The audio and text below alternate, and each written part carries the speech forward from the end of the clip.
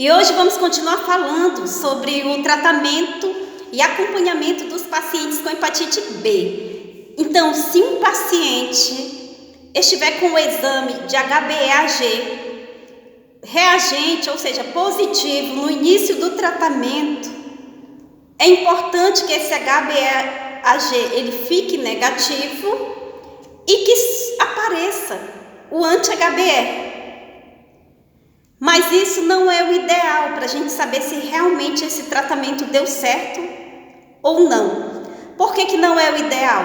Porque esse HbA1c que ficou negativo, ele pode voltar a ficar positivo. E aí aquele meu paciente que eu pensei que já tivesse tratado da hepatite, ele está com um quadro de hepatite ou de uma infecção oculta, né? Ou de uma hepatite B crônica. Por isso que nós temos que considerar, ou seja, por isso que o ideal é que se leve em consideração esse exame aqui, ó, HbS-Ag. Então, se esse meu paciente no início do tratamento estava com HbS-Ag positivo e ele ficou com esse HbS-Ag negativo, é quando eu digo, olha, realmente o tratamento deu certo. Então, esse HbA1c, quando ele fica negativo, nós vamos manter, é importante que ele se mantenha por mais um ano, para que a gente possa suspender o tratamento. Então, naqueles pacientes que não têm cirrose, depois de um ano desse HbA1c negativo, nós podemos suspender a medicação. Já naqueles pacientes que têm cirrose, mesmo que esse HbS-Ag ele fique negativo, nós não vamos poder suspender o tratamento deles. Eles vão ter que manter esse tratamento aí para o resto da vida. Então, se esse HbS-Ag, ele que estava positivo, ficar negativo no paciente que não tem cirrose, eu vou poder suspender o tratamento.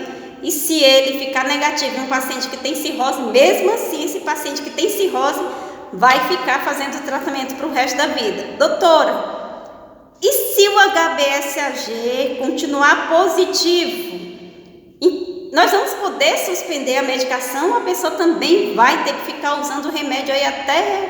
Então assim, ó, se esse HbS-Ag ele continuar positivo, nós vamos poder suspender essa medicação se o paciente não tiver história na família de câncer de fígado, ou seja, se a pessoa tiver com HbS-Ag positivo e tiver na família história de câncer de fígado, ele vai ter que continuar fazendo o tratamento. Agora, se ele não tiver, a gente pode suspender. Se essa pessoa que está com HbS-Ag que continua positivo, se tiver HIV ou hepatite C, aí nós não vamos poder suspender o tratamento, certo? Se a pessoa não tiver cirrose, como eu já falei também, e aí nós vamos... Se a pessoa não tiver cirrose, a gente pode suspender o tratamento, mas se a pessoa tiver cirrose e continuar com HbS-Ag positivo, e mesmo que seja negativo, como nós vimos, paciente com cirrose, a gente vai manter o tratamento aí indefinidamente. Então, e após suspender o tratamento, como é que vai ser esse acompanhamento desse paciente? Então, no primeiro ano, nós temos que fazer consulta e exames de 3 em 3 meses, e após o primeiro ano pode ser de 6 em 6 meses. Doutora, e quando que eu vou saber que eu tenho que começar de novo esse tratamento de hepatite B nesse paciente que eu já tratei? Se esse HbA1c voltar a ficar positivo, nós vamos ter que tratar de novo.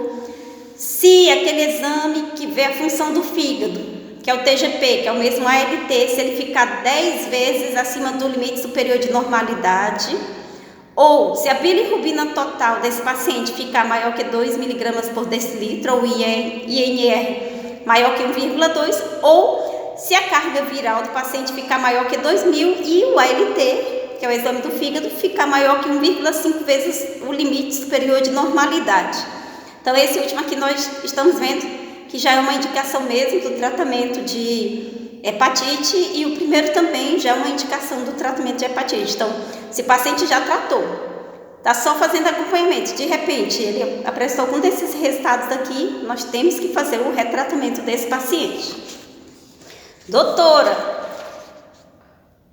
quem não está tratando por falta de indicação deve ser reavaliado regularmente em relação à necessidade de fazer tratamento? Sim, ou seja, a pergunta é assim, doutora, essa pessoa que não está tratando porque não tem indicação de tratar, né? Porque como a senhora disse, doutora, muitas pessoas vão ter hepatite B, mas poucas vão tratar, porque a maioria das pessoas não tem necessidade de fazer tratamento. E essa pessoa que não tem necessidade de fazer tratamento, como que deve ser o acompanhamento dessa pessoa, as reavaliações? Então vamos lá. Num vídeo anterior, num outro vídeo, nós vimos que se a pessoa tiver esse exame HbA1c positivo e ele tiver mais de 30 anos, nós vamos tratar, independente de exame do fígado, ultrassom, exame de carga viral. Então, só o fato da pessoa ter um HbA1c positivo, com uma carga viral maior que uma idade maior que 30 anos, já é indicação de tratamento. E nessa pessoa que tem menos de 30 anos, que nós não vamos ainda tratar, nós vamos ficar fazendo uma reavaliação do exame de reavaliação e também pedindo o exame de fígado a cada 3 a 6 meses. Nós vamos pedir uma carga viral e o exame de HbE a cada 6 meses ou de ano em ano. E um exame de ultrassom com elastografia a cada 1 ano e 6 meses ou de 3 em 3 anos. E nesse caso aqui nós vamos pedir essa elastografia se o ALT desse paciente, ou seja, o TGP, ficar persistentemente normal. Outras situações também que nós vamos ficar acompanhando para ver se em algum momento vai precisar indicar tratamento. Então, se o paciente tiver o exame de carga viral, ou seja, o exame que verifica a quantidade de vírus da hepatite B no sangue, e mostrar que a quantidade de vírus está menor que 2.000, e o ALT, ou seja, o exame do fígado, que é o TGP desse paciente, estiver normal, que nesse caso aqui não tem indicação de tratamento logo, mas aí nós vamos ficar acompanhando esse paciente. E aí no acompanhamento desse paciente, nós vamos ver que nós vamos ter que pedir esse exame do fígado TGP de 6 em 6 meses ou de ano em ano. O exame HbS-AG e a carga viral nós vamos pedir todos os anos, e a elastografia a cada 1 ano e 6 meses ou de 3 em 3 anos. Vou só explicar aqui melhor. Se esse paciente aqui de cima, que tem a carga viral menor do que 2.000, se essa carga viral fosse maior que 2.000 e esse ALT tivesse normal, aí nós já iríamos pedir a elastografia, que é a ultrassom, para saber se esse paciente tinha indicação de tratamento, a depender da elastografia. Mas como a quantidade de vírus, ou seja, a carga viral dele está menor que 2.000, ele ainda não tem indicação de tratamento, né? E aí, nesse caso aqui, nós vamos ficar acompanhando e nós vamos pedir esse exame de TGP, HbS-AG e a carga viral para poder ficar avaliando esse paciente para ver se em algum momento desse acompanhamento ele vai precisar iniciar o tratamento. Outra situação também, uma informação importante, pessoas que tinham o exame de HbS-AG positivo, né, que ficou negativo e que tem indicação para rastreamento de câncer de fígado, também precisam ficar sendo acompanhados. Vou repetir. O paciente tinha o HbS-AG, o exame HbS-AG positivo, aí esse exame ficou negativo e ele tinha indicação de fazer rastreamento de câncer de fígado desde o início, desde o momento em que foi verificado que esse HbS-AG estava positivo. Então esse paciente aqui também vai ficar fazendo acompanhamento, sendo reavaliado para ver se em algum momento esse paciente vai ter indicação de tratamento. Doutora, quais são os critérios para indicação de transplante hepático naqueles pacientes que chegam graves no hospital, já com quadro de insuficiência hepática? Então, os critérios para indicação de transplante de fígado nesses pacientes que chegaram graves na emergência são: se o INR desse paciente tiver maior que 6,5, ele já tem indicação de transplante, ou se o paciente tiver 3 ou mais desses parâmetros aqui.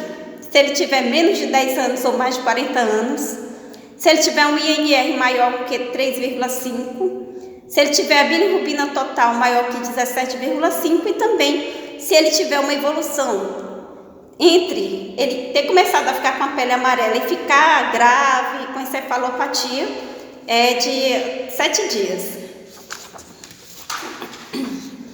Doutora, quais são os fatores de risco para a descompensação da cirrose? Aumento dos níveis de replicação viral, vários episódios onde o exame de TGP ele esteja ficando alterado, hepatite D e C associada em um paciente com hepatite B, idade avançada, ser homem também é um fator de risco para descompensar uma cirrose. Se o paciente tiver uma fibrose avançada, também é um fator de risco para descompensação. E também o uso de álcool, só recapitulando, os fatores de risco para descompensação de cirrose. Altos níveis de replicação viral, ou seja, o vírus está se multiplicando muito ali no corpo daquele paciente. O paciente ter vários episódios onde o TGP desse paciente está aumentando muito. O paciente ter hepatite B e ter hepatite D ou C ao mesmo tempo. Paciente idoso, de idade avançada, ser homem também é um fator de risco de descompensação de cirrose, a gravidade da fibrose e, por último, o álcool. Desejo a todos vocês uma excelente semana, um grande abraço e nós vamos continuar sempre aqui à inteira disposição. Nós temos também o score de Shake-Pug, que eu vou falar num próximo vídeo explicando melhor. Esses dias eu vou ficar publicando mais aqui pelo YouTube, porque no Instagram fica mais difícil para colocar um vídeo um pouquinho mais longo e esses dias nós temos muitos assuntos assim para serem debatidos. Um grande abraço a todos vocês.